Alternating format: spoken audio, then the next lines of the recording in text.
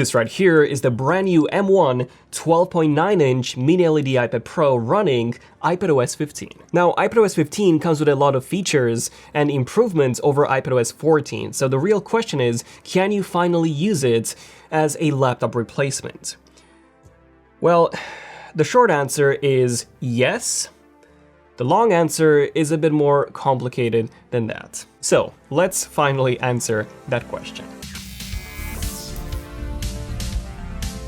Okay, so if you're a developer, you're actually going to love this because we finally have Pro apps on the iPad Pro, and I'm actually serious about this. So John Prosser said back in 2020 that Xcode is coming to the iPad. Now, Xcode is not on the iPad just yet, but we have something that's very, very close. Swift Playgrounds, the app that basically contained a lot of Swift tutorials, now lets you actually code like a full app from scratch to finish, and even upload the app to the App Store. Now, unfortunately, it is of course not as extensive in terms of features as Xcode is. Like, as far as I'm aware, you cannot actually see the performance and the RAM usage or anything like that.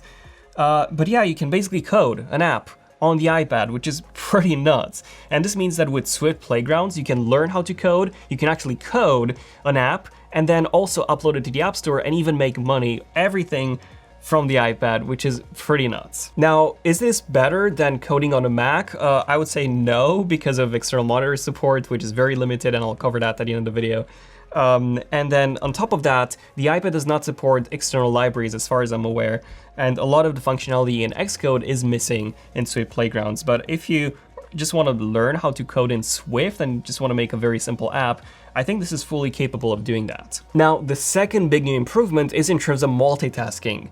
Now, multitasking on the iPad was pretty bad before. So, okay, this is pretty much how it was before. You just open up an app, and then you had to open up the dock, and then drag another app to the side to enable multitasking. Now, the problem with this is that it was not very intuitive. Like, I know a lot of friends and family members that do have iPads, and none of them know about multitasking just because it's just not intuitive. Like, you need to be aware of how this works to be able to figure out that, oh, you need to do those movements and those gestures to enable side-by-side multitasking. But luckily, we do get some major improvements with iPadOS 15. So the first one, and this is the main one, is that if you open up an app, any app, you will get, let me just close that, these 3 dots at the top. If you see those, I don't know if you can see them, but you get those 3 dots in every single app. And if you press those 3 dots, you'd get 3 multitasking options. The first one is for full screen, the second one is for side-by-side, and the third one is for slide over. So let me just press the second one. And what it does is that it goes back to the home screen and puts the app to the side, and then I can open up a different app like, let's say, Notes. And there we go, we now have Safari and Notes running side by side. So yes, it is a lot more intuitive now, and what's really cool about this is that I can also swipe down on these 3 dots to close the app and open up a different one. So let's say if I open up, I don't know, Reminders, for example, now it is gonna open that app instead. And yeah, it's just so much better than how it was before. And of course, you can still do it the old way, where you just open up the dock and you drag an app to replace the other one. So that's still possible, but it is just so much more intuitive and easier to access this way. On top of this, we also get Expose, you know, the one on the Mac where you just swipe down with 3 fingers to see all instances open of the same app. Well, this works on the iPad too now. In certain apps such as Notes, Safari, Pages, you can open up multiple windows. In Safari, you can hold the plus button and select open window. In Notes, you can hold on one note and select open a new window and then move this to the side. In other apps like Pages, you press these 3 dots, then activate the side-by-side view and select Pages again. So now you have 2 instances of the same app running, so you can actually slide one of the sections to minimize it. And then when you open up the app again, or when you press the 3 dots at the top, you'll be prompted with a shelf where all of your active windows can be accessed from. And yes, I know, it's definitely not the most intuitive thing, but at least it's here. Okay, next up we have one of my favorite features, which is universal control. Now, this is an interesting one because instead of making the iPad more like a laptop, it makes it like a better part, a better companion to your laptop. This is sort of like Apple saying, hey, if you already have a Mac, you should probably also get an iPad because this feature is really cool and you love it. All you have to do is just place your Mac close to your iPad and you'll be able to easily drag your mouse from the Mac screen onto the iPad and use it there. This is so cool.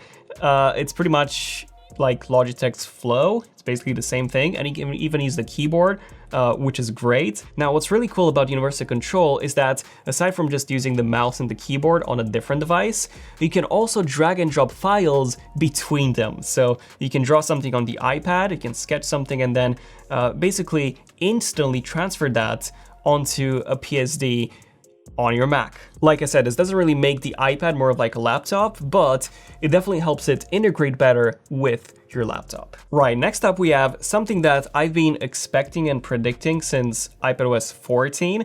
I mentioned this in a bunch of different videos, and that is the fact that we finally get all the iOS 14 features that, the iPhone got. We finally have those on the iPad too, with the first one being on-screen widgets. So this is how it is now on iPadOS 14. You just have to swipe left to get the widgets. It's basically that, you just cannot reposition them. But now with iPadOS 15, you can actually reposition this anywhere you want, and you can of course add more widgets. And what's really cool about the iPad widgets is that you also get another size. So on the iPhone you had 3 sizes, small, medium, large. On the iPad you basically have those plus extra large. Now only a few apps actually support the extra large. So I believe the TV app does. So we have small, medium, large, there we go, and then this is the extra large. Does this make it more of like a laptop? Well, I would say no, because we don't actually have widgets on macOS. But the good news is that you get to see more information at a glance without having to open up a bunch of apps. And on top of that, you can also do this. Press on the 3 dots, and now you can actually deselect, so you can hide different home screens. You need to have at least one. But on top of that, you can also rearrange the home screens, which is really, really cool. And this is something that, of course, we've had on Android since one of the very first versions. So it's really cool to finally see it on the iPad as well. And same as with the on-screen widgets, we also have the app library that we had on iOS 14. So there's actually 2 ways of accessing this. So you just swipe to the left, and then this opens, or you can just have the icon. We actually have an app icon, which is great. It works in a very similar way to the app drawer on Android, so it's basically the same thing. We don't actually have this on iOS, which is a bit strange. But yeah, there you go. And you get all of your apps installed here, which means that you can basically clear up your desktop and just remove these. You can now hide apps as well.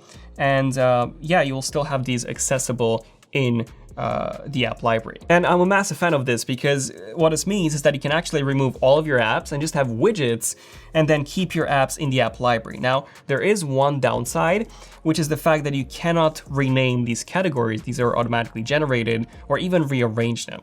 On macOS, we have Launchpad, which is basically the same thing. And yes, you can reorganize the apps there. You can just create folders, rename those. So that's a bit more advanced, this is a bit more basic, but it's essentially the same principle. And now the keyboard actually gets some improvements too, of course, in software, which is if you open up any app, and then you hold down Command, you can actually see the list of all the shortcuts, the keyboard shortcuts that you can do. And these are actually organized based on categories. So you have File, Edit, View, and of course you can also scroll through this. So that's pretty awesome. We did actually have this before, but it was quite basic with just a few commands. This is a much better version of that. And on top of this, Apple also implemented keyboard navigation in the operating system. So what this means is that, for example, if I have notes open, I can actually press Tab to switch between just different elements. And for example, what I can do here is I can use the arrow keys to navigate the categories. So I don't even need to touch the trackpad if I don't want to. I can just use the keyboard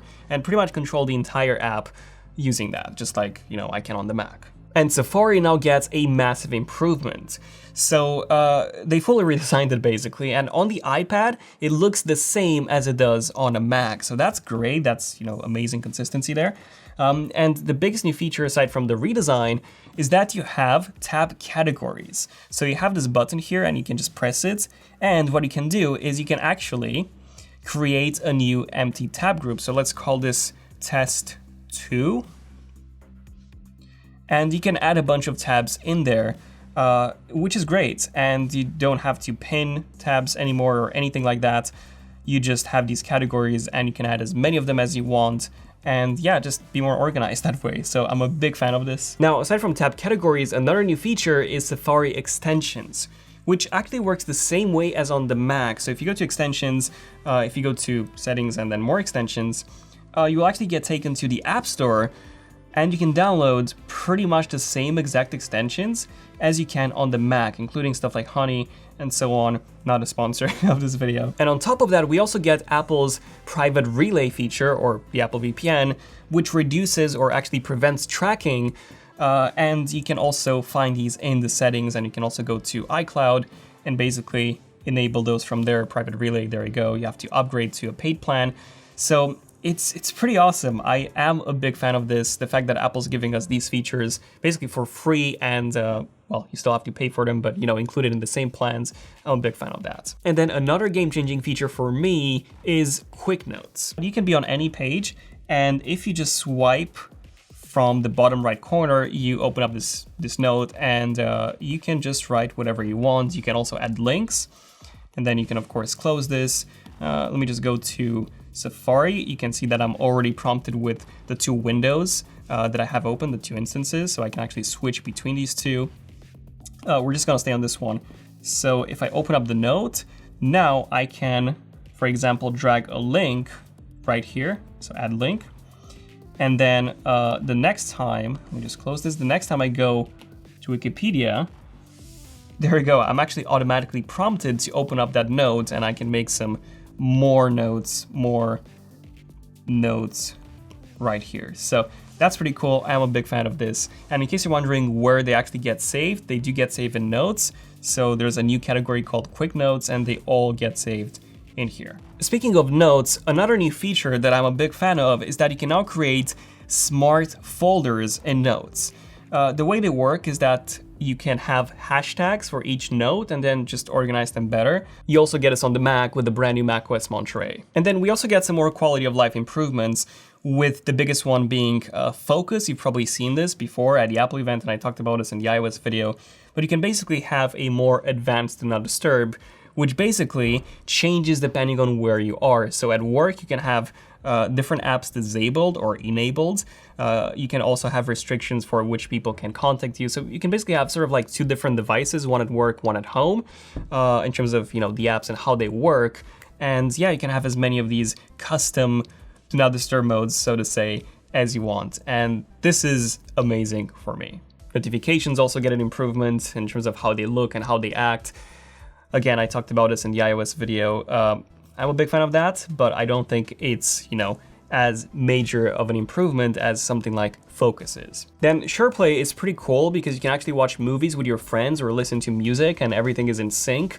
You do need Apple devices to be able to do that, both of you, but it's still a great feature and another great quality of life improvement to have. We also get some Facetime improvements where you have this real-time portrait mode, and you can actually enable and disable this from the control center. It works surprisingly well, and I'm honestly impressed by the sheer quality. It looks like this was filmed on a DSLR camera and it's all in real time. But again, this doesn't really make it more of like a laptop, it just improves something that was already there. And then we get some other improvements like Siri being on the device and it's faster that way. It can also work offline.